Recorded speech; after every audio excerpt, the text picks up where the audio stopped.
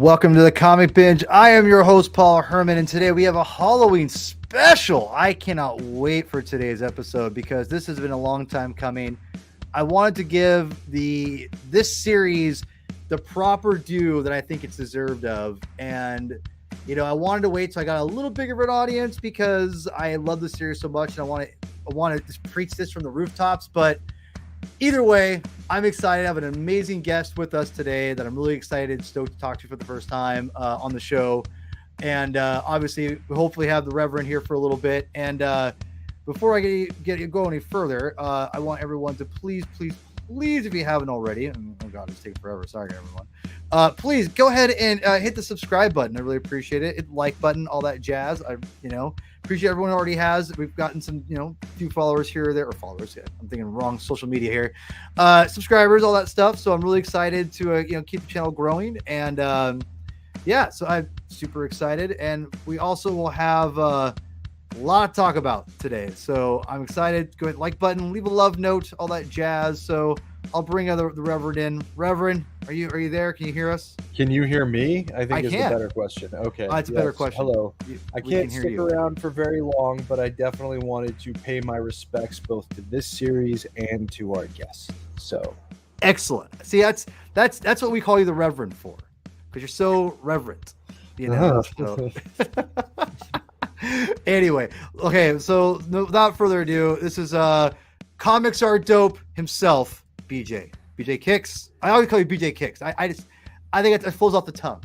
That's cool. No, that's my name. I am BJ Kicks, host of Comics Are Dope on YouTube.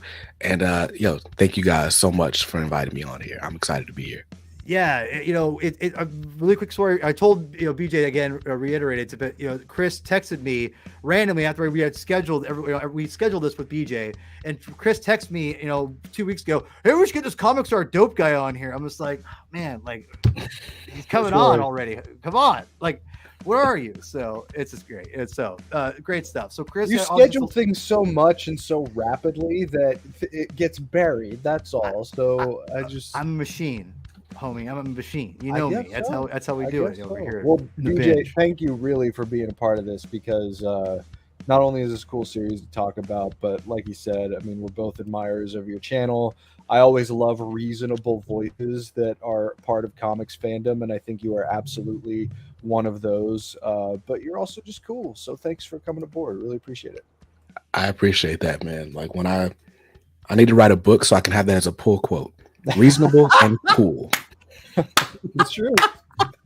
That dude, that is I'm actually bummed out. Damn, dude, he can take that and trademark that. We can't do that now, Chris. You gave it to BJ Kicks. Thanks a lot. Have it. I mean, it's fine. Don't worry about it. No, it's because listen, we know BJ Kicks is smooth. You can tell he's like reasonable, cool. I like that. I'm taking it. I'm like, damn, he's got it. So it's all good. So. I love your live streams. That's where I've gotten to really kind of get to know a little bit of your personality and everything. Obviously through your other videos, but those are ones I usually tend to like the most for anyone that I usually watch comic stuff of. Mm-hmm. And I love just like what Chris said. I love how honest you are, and just like you're like, hey, I'm new to comics. And you've read comics back in the day. I know when you're younger here or there. Mm-hmm. But you talked very actively how you're got back into comics, and I love that, and just how you're all about instead of being like not a gate, because you're not a gatekeeper by any means, but It's like you're kind of taking down that wall of gatekeeping, and so I love that about your channel, and it's very much welcoming, and that's what the binge exists too, is to try to welcome as many people as we can to comic book medium, because it's an intimidating medium, I would say, correct? For sure. That's part of the reason I started the channel. You just feel like you get the sense that like if you don't know everything about comics, then you're not allowed to talk about comics. And so I think it's cool for me to be like, hey, I'm new to this. Experience this with me. And we have fun. Yes. Hell yeah. See, BJ Kicks, you get this. You get it. Like you get it. Like that's exactly what the binge. This is why we're a good marriage, comic marriage, if you want to say it, whatever you want to call it. No, this is great. Really, before we get started, I'm going to ask you just what are you reading right now? Because I know you read a lot of stuff currently, which I think is awesome. what are you vibing on like recently that you're really into? Really into. I gotta say, I'm really loving the Superman in Action comics right now. Oh hell yeah. I'm sad that Philip Kennedy Johnson's about to be off the title, because I famously did not care about Superman. In fact, if you look at the first video on my channel, I think I said the quote was like, I'm a fan of every superhero that had a cartoon in the 90s except Superman because yeah. That's Oh and man. between the War World saga and then everything happened after issue 1050, like that dude is it's chef's kiss. It's like everything that's great about Superman, Philip Kennedy Johnson's really doing a great job of conveying it. But hey, yeah, I feel like we've turned into like the Philip Kennedy Johnson fan club, and I don't like and like it, but you can go back on this channel and one of our early videos with Adam from AVP Galaxy, we're reviewing the first Alien series that he did for Marvel, and I liked it then. I remember being like, it's crazy, this guy's gonna be writing Superman soon. It's crazy, you know. I'm like, you know, and it just. And that he literally is maybe comics. I think I told this to my buddy Pete. Pete, if you're watching, what's up, man? I said he might be like one of the best consistent comic writer working today, like bar none. Like again, I don't want a brown nose. I'm just being real because you're John Stewart fan. You were talking. I saw you tweeting about John Stewart. War Journal, that first issue. Again, Chef, great first issue. The new Hulk series. Fantastic. I mean, it's like, and I don't know why he doesn't get I think it's because he's not doing like anything outrageous or outrageous seeming. Yeah. Right. It's just good, consistent, solid storytelling all the way through. Every characterization is spot on. And I guess because he's not doing anything controversial, there's nobody like, you know, yelling from like the hate groups or whatever. But there's also like, or the love groups either. Like, oh my gosh, this is so new and exciting and different. Yeah, he's just great. He's just writing good characters. Like it's not, he's not trying to go out of his way to prove a point, or he's not and true characters, right? I mean, that's the part. I'm a Superman evangelist, and the first time I read his Future State Superman stuff, which we've talked about before, it was like some of the most truthful Superman stories that I had read in incredible at that point. So yeah, it's gotten so to the point where we were. I don't know if you saw. I retweeted it earlier, BJ. But I literally like they're putting out a Warworld saga like omnibus, basically like a huge thick mother, you know, with like all the Future State issues and like before he leaves with John thing. And I've already bought in the trades, and I'm like, well, I'm gonna have to buy this. So you know, I have I'm gonna wait until they blow it up and put it in a hardcover. That's how I feel. I don't know if that's gonna happen. Yeah, I'm with BJ. Kicks is right, man. I don't know if it's gonna happen. It's not yet, unless Philip Kennedy Johnson blows the hell up, which he should, like to even bigger status. That's like, the thing too that kind of bugs me, because they're moving in favor of, was it the Superman Superstars initiative? And it's like, dude is a superstar. Give him the credit he deserves. You know. Yeah. Well, you know, look, I'm gonna wait to see. DC has been doing such great work lately. I don't want to, you know, hit a gift horse in the mouth, excuse me. I'm just gonna be like, you know what? Like, and Philip Kennedy Johnson has been like, I'm not going anywhere. I'm telling my story. So like he's laying out foundations in War Journal, which I'm excited for. So, I mean, I'm gonna wait. Such a great title for a John Stewart book. Dude. It's so man. Like I'm kind of pissed because I haven't read like in BJ Kicks. You could tell me because you read the backups and the Green Lantern stuff. I haven't read the backups yet. Are they important to this first issue? And we'll move on. I promise. Yes and no. Like they're important. They're not so important that you'll be lost going into the first issue, but they just help flesh it out. It's Philip Kennedy Johnson. There's a lot of things that he's like playing the long game with. So you get a little bit more context as to what it's weird. I feel like, and I think the best way to describe it is I've read a first issue of the John Stewart saga 4 times.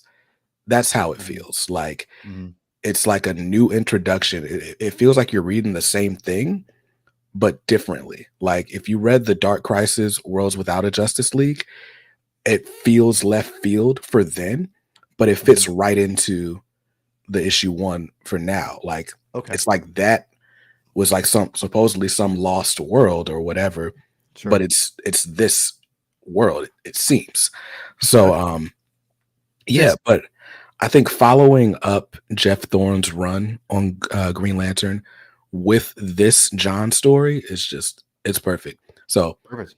don't feel like you have to, but fill it in. If you like PKJ, you're gonna like it. So just Right read it. on.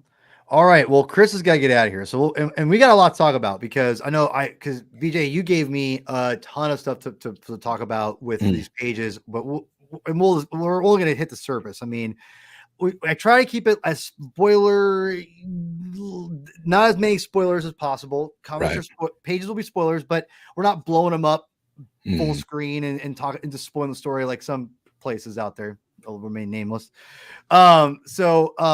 Chris, why don't you, because you got to get out of here, why don't you kind of lead us off and we'll take it from where you want to talk about this incredible, no pun intended, story. Yeah, well, and I'm sorry to rush things on my end, but BJ, really do appreciate you coming on very much. Hopefully we can have you back at some point and I can talk to you for longer. Sure. But no, I mean, look, I wasn't necessarily convinced about this series just when I heard about it when it first came. What was it, 2018 when it started? Yeah. I was too knee deep in trying to navigate like Metal and Doomsday Clock and those kinds of things. We'll do that at some point. I know we need to revisit Doomsday Clock because the last time we talked about it, you and I had a big Star Wars blowout, and you weren't really participating. We really did. We did have a big Star Wars blowout. Anyway, continue. But no, I mean, I went into this with pretty open mind. My favorite Hulk stuff is probably pretty restricted to Peter David. I liked some of what Jeff Loeb had done, and was it Bruce? Bruce was it Jones? Bruce Jones, thank you. Yeah, I enjoyed a fair amount of Bruce Jones. Well, early Bruce Jones stuff was good, and Gary Frank as an artist on the Hulk is pretty solid, you know. So, is there something with him I don't know about? We'll talk later. Okay, I'll inform you later. It's not good. I'll just say that it's not good. And I mean, like, I remember being super hyped for when Jason Aaron was jumping on the Hulk, and then that kind of fell flat. So, and Greg Pak, of course, like you can't not mention Greg Pak. Also a good Superman writer and an underrated one. But now going into this, I mean, the idea of like leaning into the horror elements while also telling a story that has a fair amount of compelling personal stakes for Bruce Banner, I wasn't expecting that at all. So the idea of the involvement of another personality being involved here, and I really enjoyed that 5th issue with I can't even think. This is how flustered I am right now with him, the guy that we're seeing on the cover right now, not Wildebeest. Sasquatch. Thank you very much. Wildebeest. Wendigo. Antelope. Yeah. Perfect. It's perfect. Yeah. So the guy from Alpha Flight. The thing that I really appreciate about this is just the depth that Al Ewing and Joe Bennett are going for with just assessing the nature of what that immortality does to Bruce Banner and how it weighs on him in a way that I don't think a lot of people have necessarily given that kind of service to before.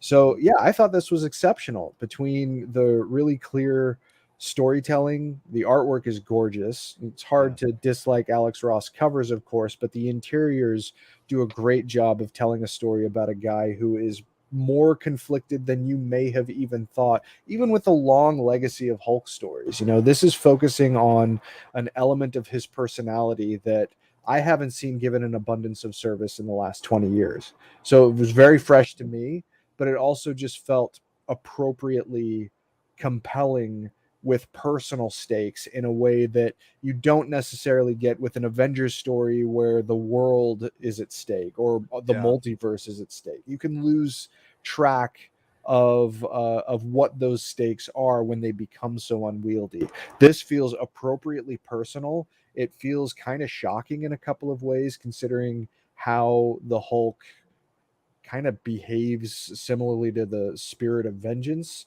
And that stuff was, it was horrific, but it was also more human than I was expecting it to be. And that's something that Relatable. kind of like Yeah. the human element that you kind of lose in some Hulk stories, but here it's right at the forefront, even though you're dealing with giant monsters with alternate personalities. You know, so that's my piece on it. Paul was right again. You know, chalk it up to the record. I was kind of expecting to be indifferent, and that's not Told you, how I homie. felt I at told all. you. Yeah, you I did. told you. You did. And this I before bow. you leave, You were right. before you leave, Adam, aka Pizza Time, I told him, why don't you read Immortal Hulk? Just get started on it. And he read all. I want him to watch the show at one point, and he read all of it. What we read, today, Yeah. and then he just kept going and kept going and kept going. So I hope you keep going too, because I've been looking at the omnibus. I'm just saying. it's just the tip of the iceberg. That's all I gotta say, my friend. Yeah. It's just a tip of the iceberg. I feel like a deluxe format like an omnibus would do a lot of favors, because I just read this on Marvel Unlimited. But yeah, for you, sure, for you. Well, that's who I'm buying it for. I know, right? for you, Yeah. for you. All right, anyway, I gotta run. Thank you, gentlemen. I'm looking forward to watching the rest of the discussion. BJ, you're awesome. Thanks again for joining us, and you gentlemen take care and have a good time. I love you, Chris. Great talking to you, man. Yeah, likewise. Take care. Bye. All right. So we're coming up, BJ. Get out of here. All right. Thank you. So anyway, Chris did a great job of kind of setting it up a little bit, because I personally, when this came out, BJ, I'm a longtime Hulk fan. Mm-hmm. And I was very much like, oh, another Hulk title. And I'll give my spiel here, but I'll just set it up for you that I barely even read this first issue. I heard a podcaster kind of casually be like, oh yeah, I like the new Hulk series. Like this, it was only a few months into it. And I'm like, oh yeah, I guess whatever. And I read the first issue and went, God damn. I was like, God damn. I know I asked you to come on, and I think you were talking about the omnibus, I think, online. That's what I asked you. I'm like, hey, would you want to come on and talk about Immortal Hulk? I didn't know. I thought maybe you've already read it, but you said you didn't. I'm like, well, let's get started. So what's your history with the Hulk? And also, like, do you have any kind of preconceived notions with the series before going in? Give us your story, my friend. Yeah, sure. So I am not a traditional Hulk fan. As far as, most of my exposure to superheroes is from animated series from the 90s, right? And so I knew who the Hulk was because Hulk had a cartoon that nobody talks about. Am I tripping? UPN, baby. I watched it. Yeah, he had it, right. So I watched Hulk. I knew who Hulk was, but for me, it was just like, okay, big green monster. Like, that's not as cool as Wolverine or like Cyclops or whatever, right? So I casually knew who the Hulk was and was just like, I'm cool on that. Yeah. And then I got into comics in 2019, or that's when I kind of dove deep into the hobby. And at the time, when I'm online just looking up different reviews and stuff, and people are just like ragging on Tom King's Batman. And I jumped in, it's like during the City of Bane arc. And one of the criticisms of Batman is like, or one of the things that keeps coming up is, well, this title was outselling Batman at one point. And I guess they ran fairly concurrently with each other. This series started 2018. Tom King's Batman started 2016. They were both double shipping. So for whatever it's worth, at some point, Immortal Hulk was toppling Batman sales, and that was supposed to be a sign of how bad Tom King's Batman was. But I'm like, there must be something to that, and just kind of had that in the back of my head, and that was really it. The other thing I've heard about this series, or had heard about this series, was this leans into horror. If anybody watches my channel, they know I don't really do horror books. Like, I don't do horror movies. Like, I'm on a team of youth leaders at church.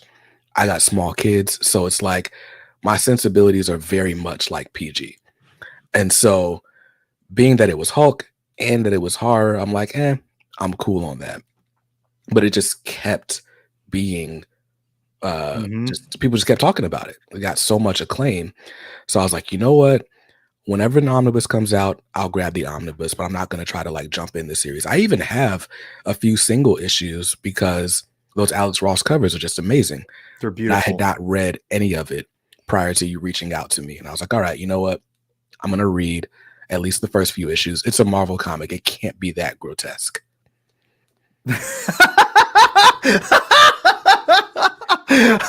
Famous last words, BJ. Right. It can't be that bad. It's not an Image book. And so yeah, going into it, I didn't know what to expect, except everybody that I had spoken to or seen just gives this such high praise. It's like Watchmen in that way. Right. And so I was like, all right, cool. And so I read it. Most of what I read was yesterday and today, honestly. Sure. And I got to a certain point and just couldn't put it down. Like, yes. It's really, really good. So if I may cut in for a minute, I think that's awesome because listen, I read this. Truth be told, the binge we always usually cover. We don't really have topics. We usually cover comics, right? Like talk about dissect the art and all that jazz, right? So that's what we do. I predominantly read before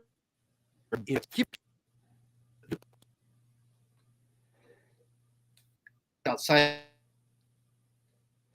I think you're muted. Thank you. My leg hit something. This cord's a bit no, I was going to say I predominantly read most of my comics day before, and to keep it fresh, because like you, we're both busy. We're fathers. We love comics, but to read things multiple times is like that's asking a lot. Reading things once is you can make it work, So I try to get it closer to when I record for whatever reason. If I, if it's something I need to read for whether I read it before, you know what I mean? Like if I need to read something binge, I read it like within like a couple days before to keep it fresh because I don't have time to read it, otherwise again, right nearby. So I totally get that, and I'm the same way. I read this. I remember thinking because I'll get into the whole spiel. I have this weird trait of this, right? I'll explain this here in a minute. I was like, well, I did give us a lot to read. I wanted to make sure that I had enough time. So I started I started it last week. I'm like, all right, I'm just going to start read last week. And I blew through that thing. Yeah. And I've already read the whole thing already. Like I read it the whole series. And I just like, it read just as good. Yeah. Not better. The second, I was blown away. I was blown away at how good it was. And when it came out, I had sworn off Hulk titles because I grew up a Hulk fan. I'll get to my Hulk fan stuff in a minute, but I like how, as Chris would said, Jason Aaron jumped on the book with Mark Silvestri, two big names. No offense to those two creators, not the best Hulk comic in my opinion. Then Mark Waid came on, Lineal U came on with them. Okay, still not the greatest Hulk stories, right? Because Greg Pak, this is following Greg Pak and Jeff Loeb, and I think Greg Pak had the best run since Peter David with Planet Hulk, World War Hulk. Those are great, solid stories. About great. I think Planet Hulk's one of the best. Not as good as this, but I mean this is like pinnacle. Right. That being said, I just Totally Awesome Hulk came out right before this, and that was the Francis or Amadeus Cho series Hulk.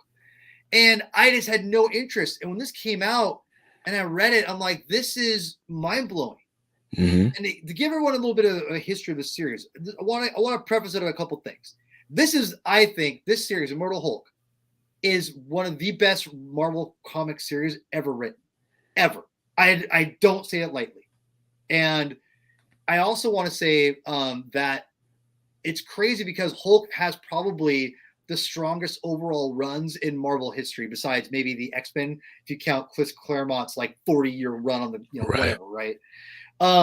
because I'm going to show you a couple things. If you guys want to go deep on the binge, we're talking like we want to be busy for the next half a year, which you would not be wrong to do because this is incredible storytelling. You want to start here. You want to start with the Bill Mantlo run, okay? And I forgot what issue numbers it was. I apologize. You can look it up. It's not hard. But Bill Mantlo's run is the real true heart and soul and start of where Immortal Hulk begins. Okay. And it really introduces the abusive father angle. It really introduces the psyche aspect and goes deeper into the emotional distress that is Bruce Banner. And I read this run as I was reading Immortal Hulk, and that was like it was crazy how much they connected, and that was purposeful. Al Ewing talked about this was a series that he loved because when they ask him what inspired you to do the series, he'd say Mantlo, and the next person I'll say is obviously Peter David. Peter David's Hulk run. This is the pinnacle, also I would say, of what Immortal Hulk was based on. Is in this very issue. This is maybe one of the best Hulk comics ever written, in my opinion. And it's incredible. Like, no pun intended. Like, I'm being serious. It's a phenomenal issue. I love it. Go read it. It's emotional. I think it's if you're trauma sensitive, Immortal Hulk will do you in potentially, but this issue will definitely cause some PTSD, which I can relate to in some ways, unfortunately. But the thing what's really crazy about this whole character is the emotional aspects and how the humanity of Bruce Banner and the trauma, which I don't want to undermine trauma in comic book storytelling, but it can get overused, to be quite honest, in my opinion. I don't mean to mean that. I don't mean to say that lightly, but I do feel that way. And I feel the Hulk and the way the writers can tackle that can be so beautiful. And so I think heartwarming and when you acknowledge the evil and the despicableness that Bruce Banner has gone through, that there is a hopefulness in him too, if that makes any sense. Because you talk about church, and I'm assuming you have there's almost religious aspects to this too, right? Yeah. There's like that sinful nature, right? There's that the whole idea of like, you know, there's your good half and there's your bad half, and is your bad half, you know, that make you an evil person? Like, does that inherently make you evil? That's very much the Hulk, like, you know, and there's a lot of great metaphors there. Peter David and Mantlo are the ones that kind of get that started, that people kind of cherry pick here or there, but they go full bore into it at times and really flesh it out. But then Al Ewing takes it on its ear and basically, for lack of a better term, goes full on David Lynch with it, like, and goes crazy. And you know how the series got started, because I was wondering, I was thinking, how did the story like get started? Because it's so good. I found out that it wasn't even like an inspired like thing of as far as he just came to Marvel with a pitch. It was actually, I think Tom Brevoort, the editor-in-chief, said, I want to do with the Hulk what Alan Moore did for Swamp Thing. That's what I've read. And if you know Swamp Thing, which is very much exactly what they kind of did, it's totally different, thankfully. But it is that it takes the character, what you can think of the character, and does morph it and kind of make it a lot different, which we can talk a little bit. I don't want to spoil too much because it blew me away. But BJ Kicks,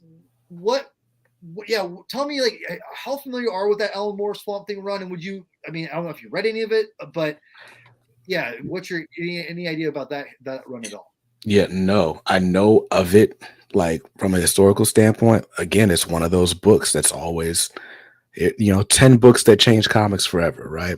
And Alan Moore's Swamp Thing is usually near the top. It's between Alan Moore and Frank Miller. It's crazy how much the two of them changed comics, even though there's plenty of other books that were seminal works. But absolutely, yeah. But yeah, you were going to say something? Oh, no, you're good. Okay, so with Mortal Hulk, I just want to talk about some of the things here, because what I think makes this amazing story is like what Chris said. It's the humanity aspect. And if you're not familiar with the Hulk characters, which again, I mean, no disrespect, I'm not sure how much you know, but there's, to kind of give you a precedence for for everything, the Hulk is basically an interpretation of different aspects of Bruce Banner's personality. Mm-hmm. And I'm trying to find the issue here. I keep running the wrong one. Where is this issue? They're not get it for me. Come on. Is that it? I think this is it. There it's not. All right, doesn't matter. So there's the Green Hulk, obviously the Savage, the one we all know, the Hulk smash. There's the Gray Hulk, which is kind of like this version of Bruce Banner that he wanted to be. This kind of badass, like tough guy, like no nonsense, like kind of cool but like slick kind of a thing. He turns into Joe Fixit, the mobster, later on in Peter David's run. There's that aspect that he aspired to be kind of like the movie tough guy. You then get Professor Hulk, which is very much an aspect of Bruce Banner, of the Green Hulk who's strong, and then but keeping the brains of Bruce Banner. But here's the thing: every Hulk comes with like a curse. Okay, so Savage Hulk right here, he's dumb as a rock, right? Like he's not smart, but he's probably the strongest one of all of them. Minus, we'll get to that in a second. Okay. Then you've got Joe Fixit, Gray Hulk. He's the weakest of the Hulks because he's probably the most in tune with with his surroundings and mentally, right? Okay. Next strongest I'd say on the level would be then this guy, Professor Hulk, which you see in Endgame. Right. Professor Hulk is stronger than the Gray Hulk. He's almost as strong as he's almost to that level of the Green Hulk, Savage Hulk, right? The thing, the difference is that he's an emotional mess. He like throughout Peter David's run, there's something lurking behind, like it's not his anger. It's that mental aspect of his father, the trauma. He can't handle it. And if you know Future Imperfect and the Maestro, that all comes into play eventually with this. And the emotional aspect of Professor Hulk is his downfall, essentially. And that's what he kind of plays with. So there's that. So that's where Al Ewing kind of takes all this and he creates this new one, which is the Devil Hulk. Yeah. Which is the Immortal Hulk, is what they call him. And he's almost like the Professor Hulk and Joe Fixit kind of mixed together. But he's not. He's an alternate version. And I'm curious if you pick up on this. Because when I read this, and again, I'm a huge Hulk fan. I'm reading this and I'm just like, obviously I think I got it the first time, but it really hit home the second. I was like, this is the father figure. Yeah. This is, if you want to expand on that, because you read this, did you get that? Like, how'd that affect you? Yeah. So there's a page, and I think I sent it to you, right? But there's no worries. But when I reading this, like, again, I didn't really know what to expect. I just heard it was really good. And it's written by Al Ewing, who I was previously only familiar with Al Ewing from a bunch of like cosmic type stuff. So it's like stories I typically stay away from. No knock to him. It's just not, storytelling. It's not my thing. Right. And so I really didn't know what to expect from this book. And yes, Joe Bennett's art is amazing. And he's got like some gnarly stuff to draw like that. I mean, there's people who've gotten their heads half blown off, and some of the transformations, like what I've come to understand is body horror is huge in this series, right? Yeah. But there's such an emotional thread here. And we start off with like this sort of werewolf type thing, like where Hulk comes out like at night and he's like, all right. And he's avenging people. He's doing whatever. And then I feel like this series really picks up around like issue 6 or 7, where we start to get more understanding of what is motivating this Hulk, right? And I'm only, casually familiar with the fact that, Hulk's got different personalities and all these different things. There's the Gray Hulk and this and that, right? And, I know from trying to get into other runs, like I started reading the Donny Cates run that started right after this ended. I couldn't get into it. The Starship Hulk just wasn't for me. I don't blame you. Blame you. But no offense, Donny Cates. Right. But I knew enough to know that Bruce and the Hulk are different people for whatever reason, and Sure. whether it's repressed memories, whatever the writer of the time wants to take, whatever approach they want to take, right?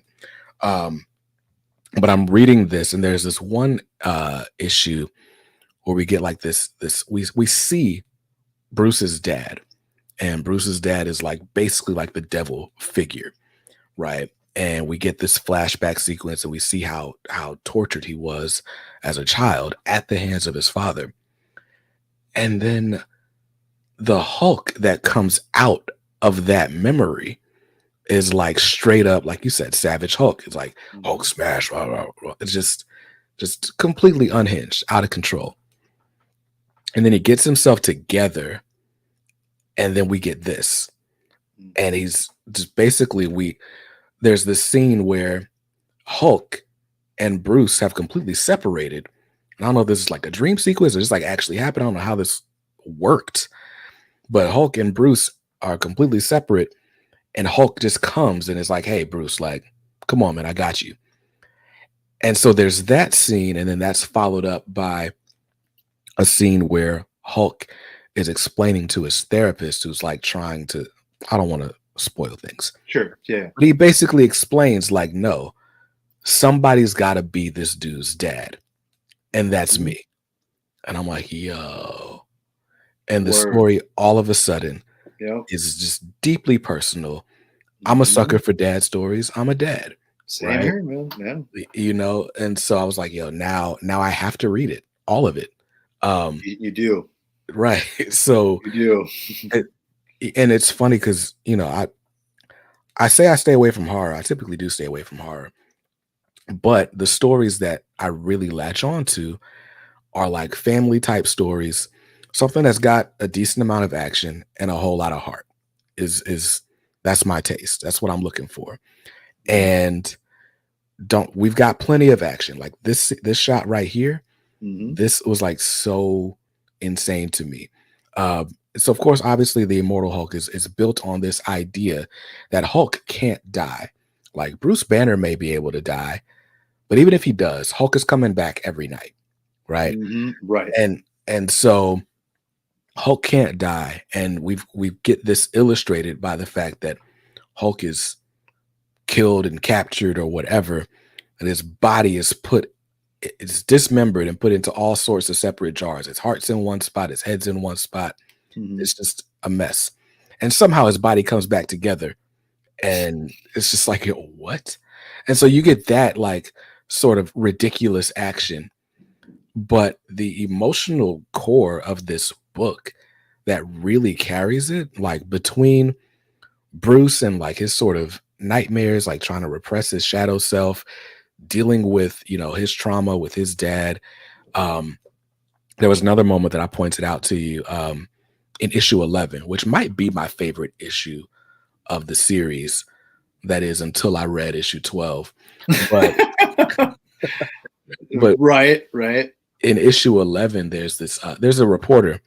So this reporter, there's been these Hulk sightings. Hulk's supposedly dead, but there's been these Hulk sightings. And so there's this reporter, Jackie, who is investigating. And so she ends up being like our sort of ride-along character. Yeah, right.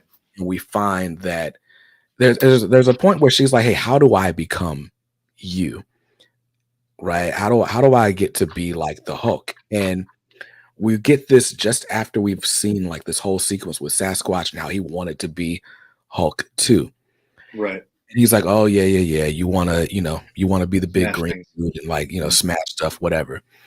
And she's like, no, I don't care about being the Hulk, but I want to know like how you're allowed to be angry. Like, how is this acceptable for you? Damn. Yeah. And she explains like, without being preachy, but like she explains like how she's felt that as a Black woman, she can't embrace her anger. And at the same time, she's like disappointed in like seeing how white privilege works. And, how rich white dudes can be angry and they're catered to. Or for Hulk, he's like, yo, like you can like kill everyone in like 1,000-mile radius and get a Congressional Medal of Freedom like the next week, right? Like what is that? How do I get to be that. And I was like, oh gosh, like now this is like, now I have to see this through. Oh Like yeah. I don't know. And I don't know if that's a moment that like a lot of people point out, but it just is different as like a black kid with a black mom. And I've like witnessed, because my mom was single, raising Mhm. us. And I've witnessed like there are moments where she just like is intense, and like the way people act when she's like shows Right. the slightest bit of emotion. I'm like, dang, like that's crazy. And so for Al Ewing of all people to point that out in a book through this character, I'm like, yo, it's Yeah. crazy. And I think that's the best part about this book, BJ, is that like it really does bring a lot of issues to Mhm. light of not just of that, but all kinds of things. And I love it because that's what a good story, in my opinion, does. It Yeah. can take serious issues, take it, not be preachy, in my opinion. Mhm. I'm with you. Obviously, I love the series. And like, but make you look at things differently as a person like me, as having white privilege of reading this and being reminded, like, oh yeah, like, and tying that into her obsession with the Hulk, because she's obviously got an obsession because her dad and all that stuff, but Mhm. also like, well, yeah, but like you can be allowed to be like kill like my dad and get a, like you said, a medal of honor, and everyone like praise your name, and then like if I get mad because of my skin color, like people look at me like, well, what's your problem, kind of a thing, you know? Right. It really is like, and it kind of smacks me in the face, and me like reminds me of like this the untruth, the truth that's out there, right? And Mhm. again, it's not trying to bash us over the head, but it's trying to do the right thing the way you do it, I think, in storytelling, by making it a natural part of the story, and also making you remind you of like how things kind of still suck, and you need to, and how that needs to end, Yeah. of this and all kinds of things. Like, Mhm.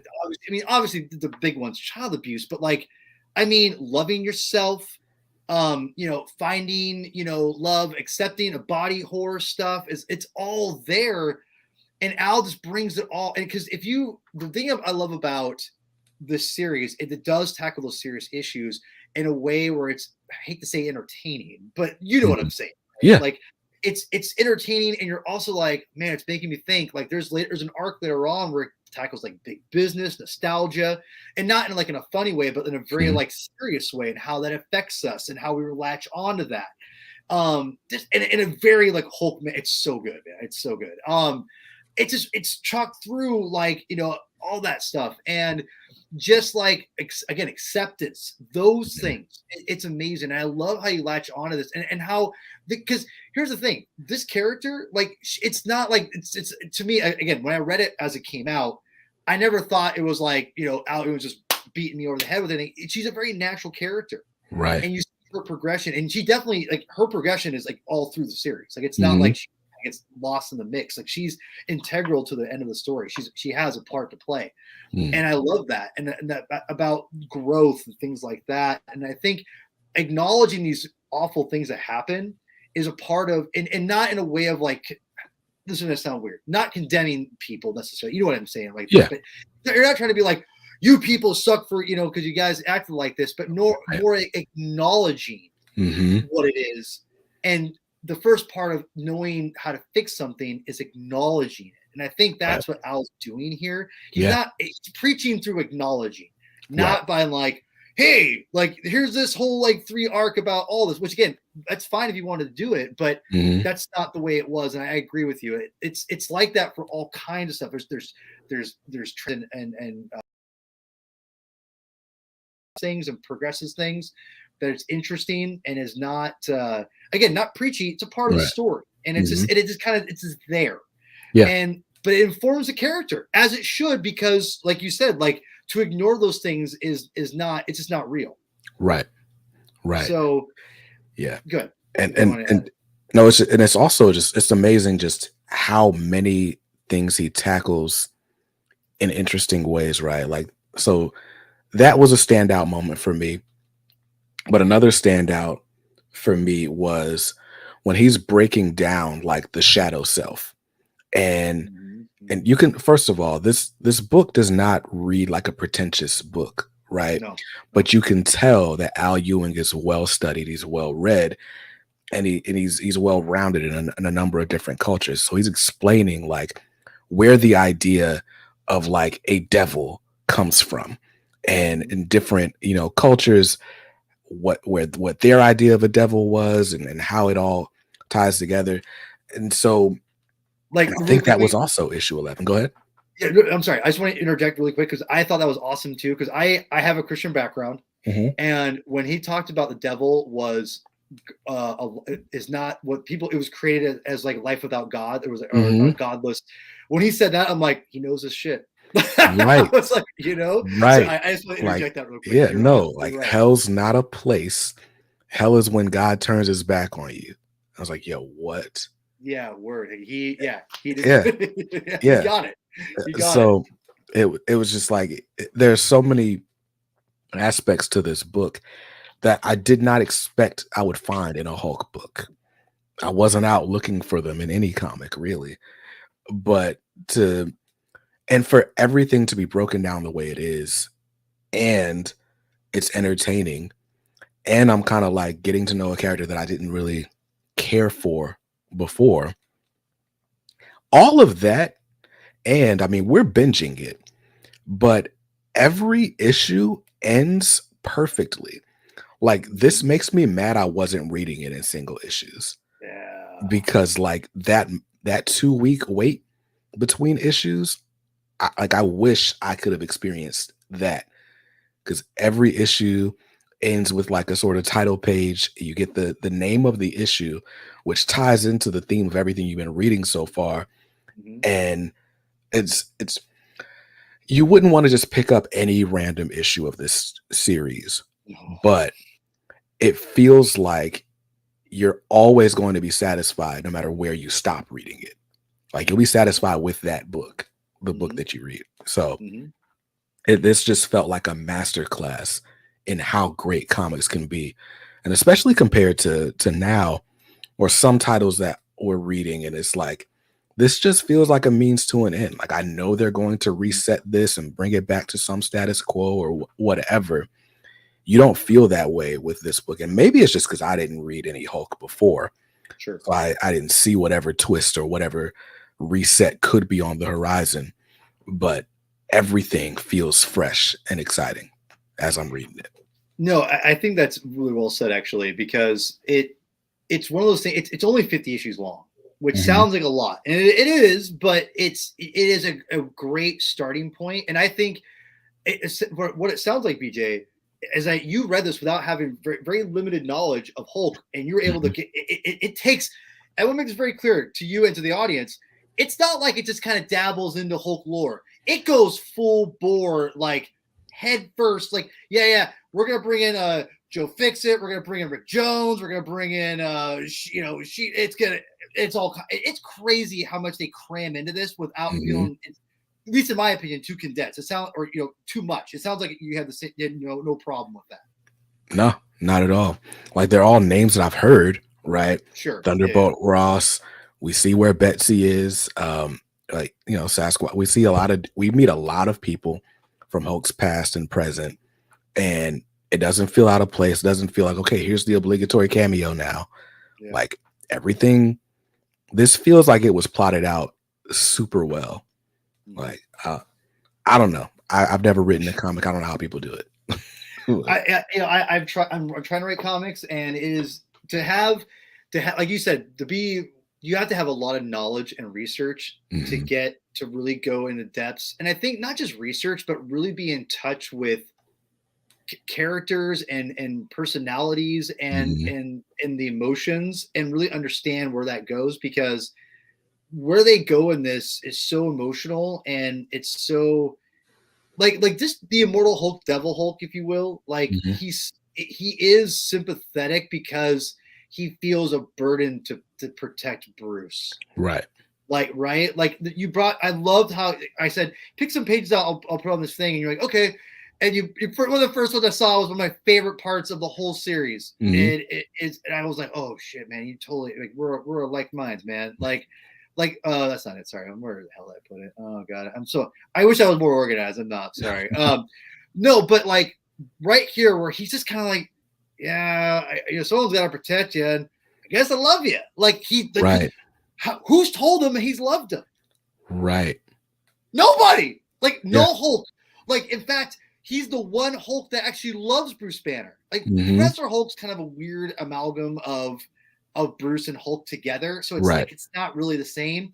The Green Hulk hated the Savage Hulk hated Bruce Banner. He called him Puny Right. Banner. Hated him. Mhm. And Joe Fixit didn't like Banner because it got into his way, right? Right. Like because he like Fixit's like Immortal Hulk, where he only came out at night.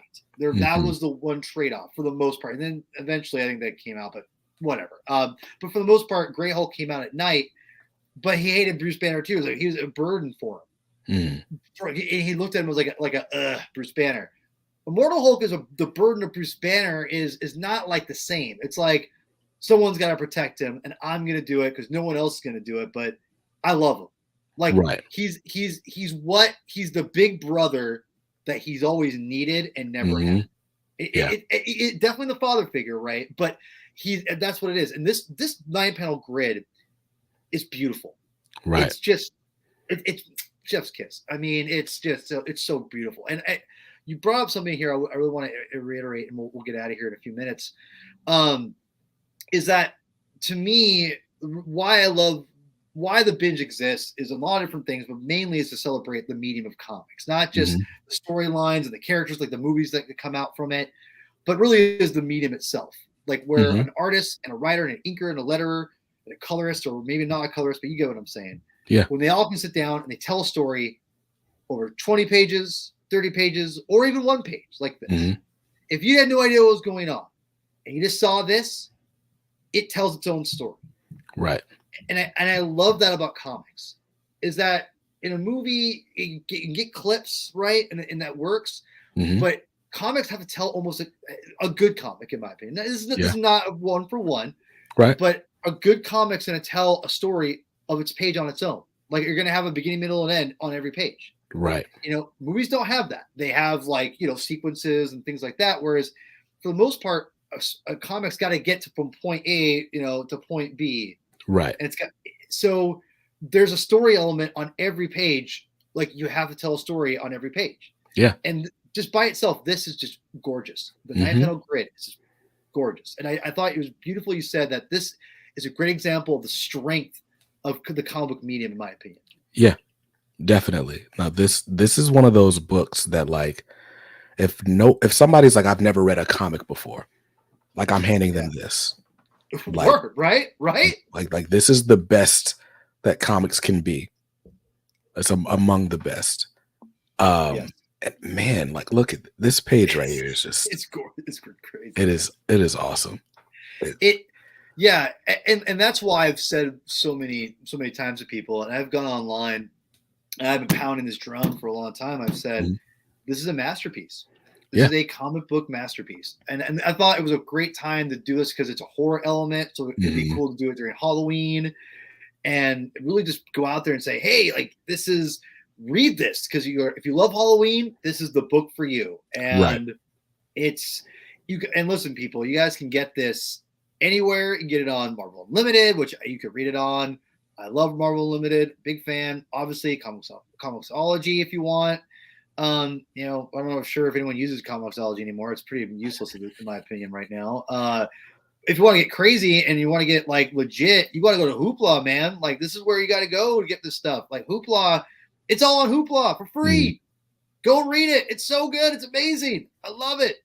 I love Hoopla. It's like the best unknown app ever.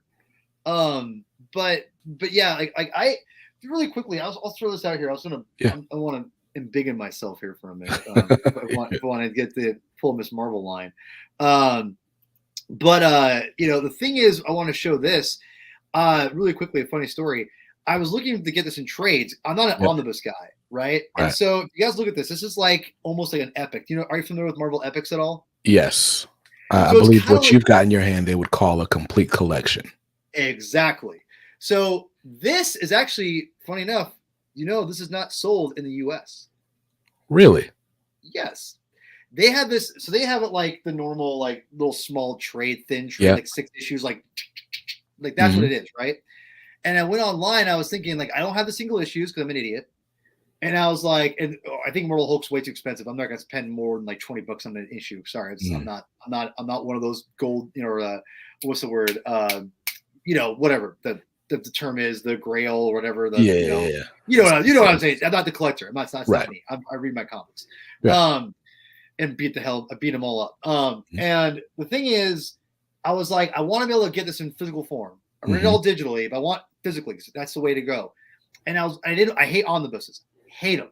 They're too big. They're too big. I can't read BJ, I can't read an omnibus. It's too hard. I can't read a dictionary. It's fair. That's fair. I mean, I buy omnis and I read on my iPad. I'm a poser, I guess. No. Dude, listen. I read digitally all the time. Yeah. And I prefer this, but if I had to pick between reading an omnibus or my digital, I'd go digital, to be quite honest. Yeah. But anyway, so I went online thinking, oh, they've got to have probably like, what trade is. And I'd see these Immortal Hulk omnibuses. And I was like, that's weird. And they're only like $40 or like $30-$40, like around like some are even cheaper, like 25. I was like, what the hell is this? Like, what is this? So I bought this one, came in the mail. I look, it's issues 1 through 15 in the Avengers issue. It tells you to read, right? Right. I was like, what's this? And you guys can see this here, little. The Panini. It's the Panini edition. I think it is from England. Okay. This is the English version, and there's 4 of them. Huh. And I was like, why don't we do this in the US? This is like perfect. It's like, look at this. This is gorgeous. Right. It's so good. And now, to be fair, Immortal Hulk did come out in oversized hardcover, not omnibus. They did 4 hardcovers that would have collected about the same content. I think the hardcovers did like 10 issues a piece, or something like that. Yeah, that's probably the best go-between for you, right? For me, I'm always concerned if I buy trade paperbacks, I'm gonna beat them up. I'm gonna have pages falling out because I'm actually reading them. But those sort of, I guess they call them deluxe hardcovers. Although Marvel doesn't do standard versus deluxe, they just do oversized hardcovers. Yeah, get the multiple volume oversized hardcovers, and you don't have to worry about durability. You get the oversized art, but you don't have to have a 50-pound book in your hand when you want to read. So I listen, I'll read omnibuses. Let me really quick. I'm sorry. I don't want to make you go stay on any longer, but I gotta show you this. You're good. This is exactly what I'm talking about. Chris, my best friend, like my brother, right? He gives me free crap all the time. Love to death. Because he rebuys things all the time. He's always like, oh, I rebought this. You want this? I'm like, sure. He's like, all right, keep it, So he rebought. He's a giant Superman fan. He loves Superman. He's like, oh, you want my Superman omnibus? Death of Superman omnibus? I'm like, sure. Yeah. Okay. Yeah, of course you do. Right? Hold on. BJ, do you have any squashes you wanted me to squash or any pumpkins you want me to destroy? Because I think this thing would make a good they're so big and heavy that I worry about damaging them in a different way, right? Yes! Like if I'm in my living room, my kid comes up or the dog comes up, I'm gonna drop that thing. Like kill him. Right. I mean, really? Right. One bad angle, BJ. Hold on. Superman. Oh God. And it's just like they're gone. Like it's like you can't. Yeah. Yeah. It's too big. I fell in love with the omnibus format during the pandemic when everybody was buying them and you couldn't get them if you didn't buy them like within 5 minutes of the on sale date. I have since slowed down considerably. And now I read most things digitally and I'm like, all right, I'll grab the omnibus if it's like must read. Right. Yeah. You come here to read like the best comics ever made. And that's that. Unless it's Batman. Then I just buy it. But that's fair. See, and we wish we had more time because I love to ask you a lot of questions about Batman. But no, I just kind of we'll put a little pin or a cap on this. So it sounds like you love it. I hope you're going to keep reading it. I'll probably finish it by the end of the week, honestly. No shit. No way. Well, we got a church conference, so maybe next week. It'll be done by Halloween. I'll tell you that much. Okay. All right. Well, hit me up and let me know what your final thoughts are with the overall series. But it sounds like you're like me. You definitely listen. I understand hype can kill anything. I'm the biggest culprit of like of just hating something because everyone loves it, and I Yeah. go into it and I'm like, nope, not into it. I'm just people ruining things for me. Mhm. That is just reality. I can't help it. It's inherently entrenched, entrenched in me. Yeah. That being said, I would fight for this saying. I think even the hardened haters could read this and go, okay, yeah, this is pretty good. Yeah. No, there's elements no matter what you're into, there it's all there. It's all there. If you're like the Cy Spurrier, heady comics type guy, Hell there's yeah, some Cy of that in Spurrier. there, I love me some Cy Spurrier. right? Like if you just want to see some brutal action, this grotesque imagery, that's in there. If you have been reading like, I don't know, Tom Taylor for the last 3 years and you just want something real that just feels like a hug, right? That's in here. Oh Like my god. it's all in here in Yeah. different spots. Like it's great. That's awesome, man. That's awesome. I really listen, BJ. I really appreciate you coming on. You've been a trooper. You're awesome. Yeah, like I said, you have you have an awesome following. Super respect you, and yeah, man. Like, tell us where we can find you on your social media platforms and all that jazz. Sure. So I'm on all social media at BJ Kicks, all one word. And then you can find us on YouTube, youtube.com/at comics are dope. Because YouTube's weird like that. But yeah, you type in BJ Kicks or comics are dope, you'll find me. Right on, man. Right on. And I want you to do more streams. I know you're busy, but I'm Yeah. just gonna tell you, I love the streams. That's what I love. Like, you get people ask you questions, and I love hearing responses. And I love I chimed in and asked you about Watchmen. Like, somebody asked me about Watchmen. Oh, that was me. Yeah. I used to do them weekly. Now I'm doing them like once a month, but I'm trying to get back to them. Once we get out of this, it's fourth quarter is crazy with church, but top of the year to do more. So right on, man. Well, listen, I think you're doing the Lord's work in more ways than one of Lord and also comic books. So I think it's awesome what you're doing. I think you're a great positive in this comic book medium that we're in, and I think comics are only going to get bigger. I really do. I think YouTube, like what we're doing, is it's going to keep growing. Not me. I'll stay this small forever. But the thing is, other people will get bigger, and I think more people will find it, and more people will discover and learn comics through people like you. And I think it's awesome. And I can't wait to see your channel grow more and the comic medium grow more through you. And yeah, I hope to get you on soon again. So yeah, we got to do Watchmen. We got to do it. Well, it's a done deal. It's done. So go follow my social medias on the Comic Binge, Twitter, Binge Comic, me, Herman22 with 2 N's, aka P Thug. Look it up. It's on there. You know where it's at. But Chris isn't here today to say that, but I will say it for him.